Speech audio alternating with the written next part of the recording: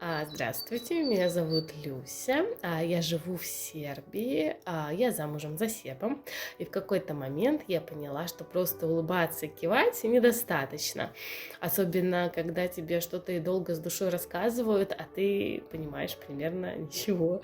Моя жизнь в эмиграции сильно изменилась. Вначале это был огромный стресс, новая страна, новый язык, ты как будто снова становишься ребенком, который ничего не понимает. Иногда даже самые простые вещи кажутся сложными. Но со временем приходит уверенность. Сейчас я чувствую себя намного спокойнее, свободнее. И самое главное, стала смелее. Я не боюсь говорить, даже если делаю ошибки. Сначала моя цель была очень простая и жизненная — начать общаться со своей свекровью. Но постепенно я поняла, что язык гораздо больше. Это про то, чтобы чувствовать себя частью страны, понимать людей, шутки, настроения и не оставаться в стороне.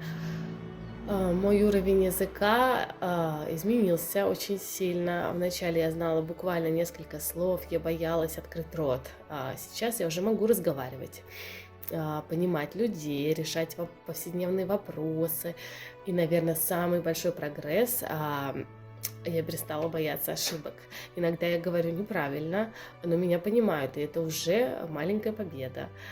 Больше всего на занятиях мне нравится атмосфера.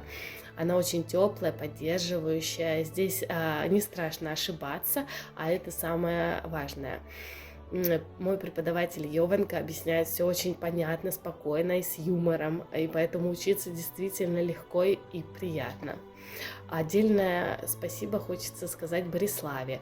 Здесь чувствуется все создано с душой и большой заботой о студентах. Я считаю, такие места — это не про язык, это про поддержку и адаптацию в новой стране, в новой жизни. И если оглянуться назад, самое большое изменение для меня — это уверенность в себе. Я начала не просто учить язык, а жить в нем, в магазине, на улице, в общении с семьей мужа. И это дает невероятное чувство свободы, когда ты уже не просто гость, а действительно часть этой жизни. Поэтому, если вы только думаете начать, не бойтесь, ошибки — это нормально, главное — начать говорить. Спасибо.